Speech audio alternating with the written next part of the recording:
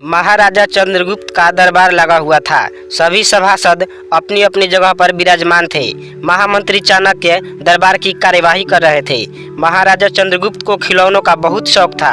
उन्हें हर रोज एक नया खिलौना चाहिए था।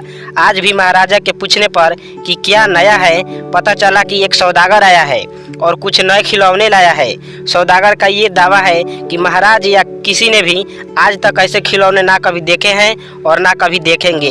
यह सुनकर महाराज ने सौदागर को बुलाने की आज्ञा दी। सौदागर आया और प्रणाम करने के बाद अपनी पिटारी में से 3 पुतले निकालकर महाराज के सामने रख दिए और कहा कि अन्नदाता, ये तीनों पुतले अपने आप में बहुत विशेष हैं। देखने में भले एक जैसे लगते हैं मगर वास्तव में बहुत निराले हैं। पहले पुतले का मूल्य 1 लाख मोहरे है, दूसरे का मूल्य 1000 मोहरे हैं और तीसरे पुतले का मूल्य केवल 1 मोहर है। सम्राट ने तीनों पुतलों को बड़े ध्यान से देखा।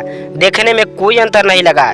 फिर मूल्य में इतना अंतर क्यों? इस प्रश्न ने चंद्रगुप्त को बहुत परेशान कर दिया। हार के उसने सभासदों को पुतले दिए और कहा कि इनमें क्या अंतर है, मुझे बताओ। सभासदों ने तीनों पुतलों को घुमा फिरा कर सब तरफ से देखा मगर किसी को भी इस गुत्थी को सुलझाने का जवाब नहीं मिला। चंद्रगुप्त ने जब देखा कि सभी चुप हैं तो उसने वही प्रश्न अपने गुरु महामंत्री चाणक्य से पूछा। चाणक्य ने पुतलों को बहुत ध्यान से देखा और दरबान को 3 तिनके लाने की आज्ञा दी।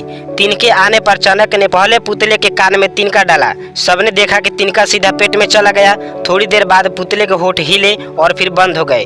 अब चाणक्य ने अगला तिनका दूसरे पुतले के कान में डाला। इस बार सबने देखा कि तिनका दूसरे कान से बाहर आ गया और पुतला ज्यों का त्यों रहा। ये देखकर सभी की उत्सुकता बढ़ती जा रही थी कि आगे क्या होगा। अब चाणक्य ने तिनका तीसरे पुतले के कान में डाला। सबने देखा कि तिनका पुतले के मुंह से बाहर आ गया है और पुतले का मुंह एकदम खुल गया। पुतला बराबर हिल रहा था जैसे कुछ कहना चाहता हो। चंद्रगुप्त के पूछने पर यह सब क्या है और इन पुतलों का मूल्य अलग अलग क्यों है, चाणक्य ने उत्तर दिया, राजन, चरित्रवान सदा सुनी सुनाई बातों को अपने तक ही रखते हैं और उनकी पुष्टि करने के बाद ही अपना मुंह खोलते हैं। यही उनकी महानता है। पहले पुतले से हमें यही ज्ञान मिलता है और यही कारण है कि इस पुतले का मूल्य 1 लाख मोहरे हैं। कुछ लोग सदा अपने में ही मग्न रहते हैं, हर बात को अनसुना कर देते हैं। उन्हें अपनी वाह की कोई इच्छा नहीं होती। ऐसे लोग कभी किसी को हानि नहीं पहुँचाते। दूसरे पुतले से हमें यही ज्ञान मिलता है और यही कारण है कि इस पुतले का मूल्य 1000 मोहरे है। कुछ लोग कान के कच्चे और पेट के हल्के होते हैं। कोई भी बात सुनी नहीं कि सारी दुनिया में शोर मचा दिया।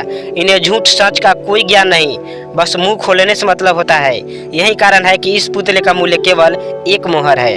अगर आपको ये कहानी अच्छी लगी हो तो वीडियो को लाइक कीजिए और चैनल पर नए हैं तो सब्सक्राइब कीजिए।